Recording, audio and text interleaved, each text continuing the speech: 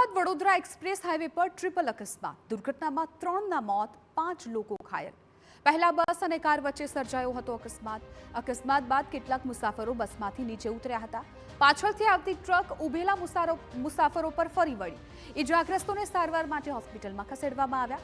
અકસ્માત સર્જનાર ટ્રક ચાલક હાલ પોલીસ સકંજામાં. તો સવારે 6 થી 6.5 કલાક વચ્ચે હરણિયાવ ગામની સીમ પાસે અમદાવાદ વડોદરા એક્સપ્રેસ હાઈવે પર આ અકસ્માત સર્જાયો હતો. મુંબઈથી પાલનપુર જઈ રહેલી બસનો કિયા કાર સાથે અકસ્માત સર્જાયો હતો અને આ જ મુદ્દે બસ ડ્રાઈવર અને કાર ચાલક વચ્ચે રકઝક ચાલી રહી હતી.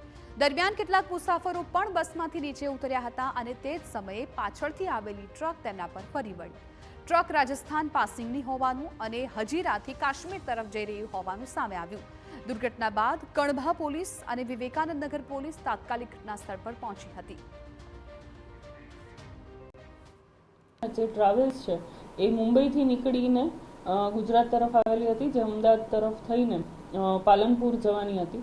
આ જે મૃતક છે તેમાં મોટા ભાગે મુંબઈના પેસેન્જર છે અને એક જે પેસેન્જર છે મહેસાણાના પેસેન્જર સામેલ છે.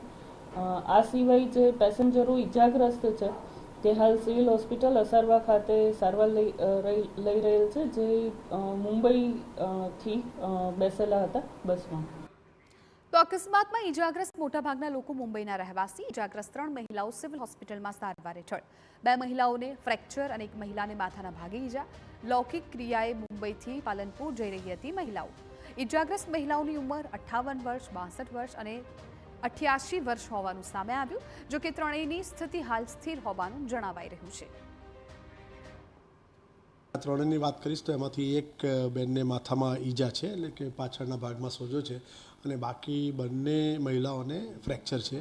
એકને ટીબિયા ફિબ્યુલા એટલે પગના ભાગમાં ફ્રેક્ચર છે અને એકને સાથળના ભાગમાં ફ્રેક્ચર છે.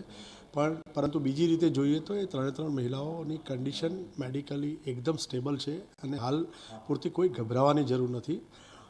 વધારે દર્દી આવશે તો પણ આપણે એમને પહોંચી વળશું.